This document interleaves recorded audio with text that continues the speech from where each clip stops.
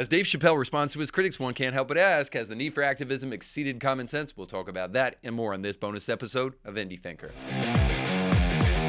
Hey, thanks for checking out the Indie Thinker channel. If you haven't yet, please make sure to subscribe and to like this video, and then go one step further and share this video with friends. That will truly help us as we're just starting out and trying to create great videos and great content for you guys on a regular basis. Now, before we jump into our episode today, I want to make sure that I mention our friends over at the Kevin Blair team and Element Funding. Element Funding is your one-stop shop for all of your mortgage needs. If you're looking to refinance a home or to purchase a new home, or maybe you just even want to see if you have the purchasing power to buy a home, now is a great time to do that. Interest rates are going to go up just like the gas prices. Thank you, Joe Biden. So you need to act now. At least you can go onto kevinblairteam.com and you can look right now to see if you pre-qualify for a home. If you do that, make sure to let them know that you heard about them from Indie Thinker. All right, for those of you who live under rocks, Dave Chapelle is the most famous comedian on the planet. He's genuinely funny, and he has enjoyed a career that from the outside seems, pretty unblemished, which is rare in this culture. Maybe I'm wrong about that, but doesn't matter because that was until now. He just released his last special, The Closer, and trans employees at Netflix took exception to some of his jokes and plan to walk out along with some demands that must be met before those people are agreeing to return to work. Now, I just got to hold up there for 1 second. Last I checked, we are experiencing an economic crisis and a shortage of people returning to work. So I'm just saying, Netflix, those people can go become professional sign holders while you quickly replace their jobs. There's people waiting for it. So Netflix seems pretty resolute not to give in to the petulant demands of these protesters, but we'll see. Sarandos, who is an executive there, already came out and gave one very strong statement, and then has kind of lessened that statement as time has gone on. But Dave recently responded to the backlash, and here's a clip of that. It's been said in the press that I was invited to speak to the transgender employees at Netflix, and I refuse. That is not true. If they had invited me, I would have accepted it, although I am confused about what we are speaking about. I said what I said, and boy, I heard what you said. My God, how could I not? You said you want a safe working environment at Netflix. Well, it seems like I'm the only one that can't go to the office anymore. Now, here's why I bring this story up. It seems that Dave has the same question about our world as I do, namely, what fantasy world are we living in? I find myself asking this more and more and more. I want to be really careful here. I am not suggesting that trans hate and trans violence does not exist. Of course it does. I'm trying to merely suggest that it is really, really, really hard to track. Every single article that I read on this subject when looking into the issue seemed to suggest that any person who was trans who was murdered because they were trans. That would be like saying every single white person that was murdered and every single black person was murdered because they were white and because they were black. Now, that may be the case, but not necessarily. So there is dangerously scanty evidence, to be honest with you, to support the most common refrain of the trans activist community, that trans people are an endangered species because of hate crimes. If you doubt me, I encourage you to look it up yourself, but when you do so, use a discerning eye when you do it, because motive has to be present and it has to be proven for it to be a real, true hate crime. The reality sure seems to be that more people in society are very deferential to the trans community and their pronoun usage than they are ready to physically attack them. So what am I suggesting? I'm simply suggesting that these protests only have one legitimate claim: that violence against the trans community, if created by this special, is a problem. Now, if that's true, then you do you and you protest. But if it's not, I think we need to look at these protests from a different angle and ask some questions about it. So I'll buy that the protesters are offended and that they have a right to protest. But there is no real evidence that correlates violence to this special in any objective way. So you can state that, but just don't expect everybody else to take you seriously. But herein is the real problem. The media does take this stuff seriously. And there are still cavemen and cavewomen and cave whatever else you want to be that still listen to the media. Last I checked, we have a border crisis, According to the New York Times, we've already had close to 2 million interactions this year with illegal immigrants. Homeless people still exist, and we're probably watching the self-indulgent activists across the street at Netflix wondering if any of them might drop some food while self-righteously stripping signs from counter-protesters.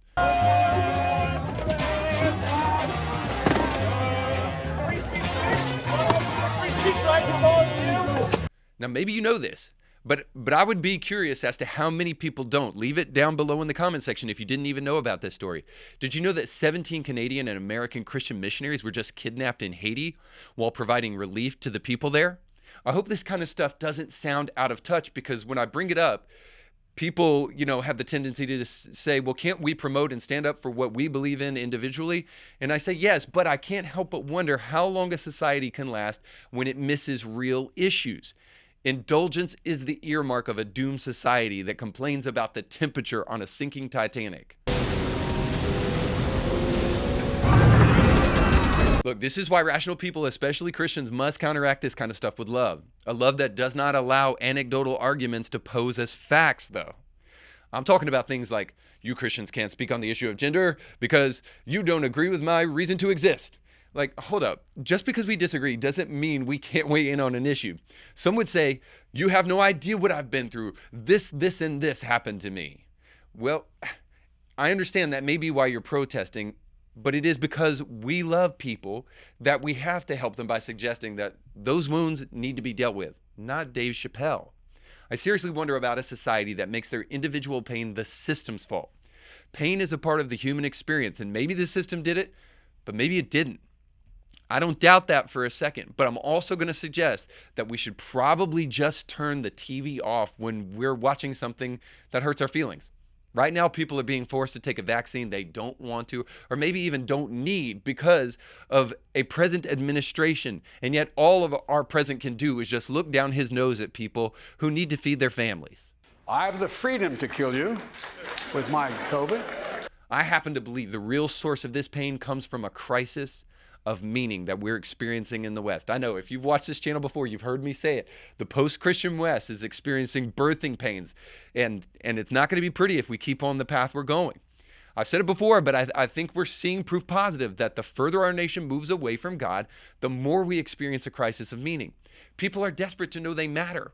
We always have been. We weren't created to be nihilist. We were created on purpose for a purpose.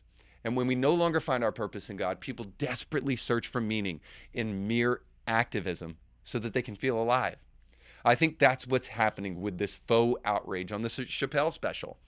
But we're doing it all over the place. Look at these stories and tell me we're not desperate for meaning. Kellogg's is being sued right now for $5 million because Pop-Tarts don't actually have enough strawberries in them. I mean, like, come on, man.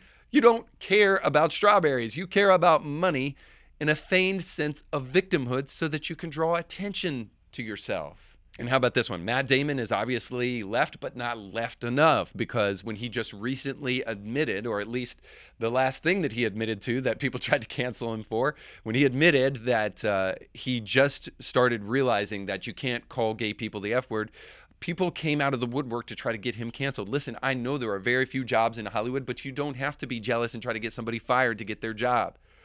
Now, this one's probably the craziest of them.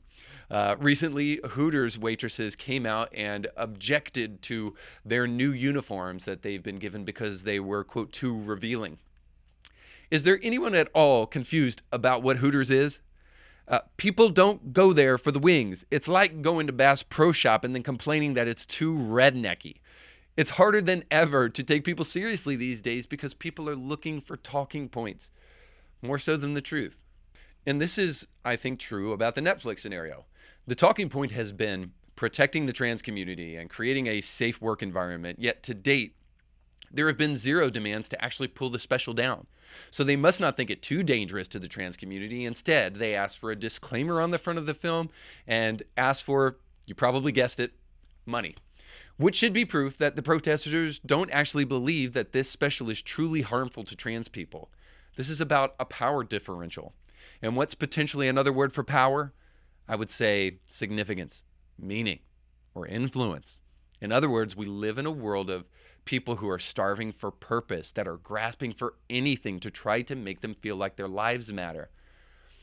I may be wrong about this, but it sounds so eerily familiar to the cutting phenomenon of the 90s. Just like people in the past cut themselves to feel alive, people gravitate to activism to feel like their lives matter, and any cause will do.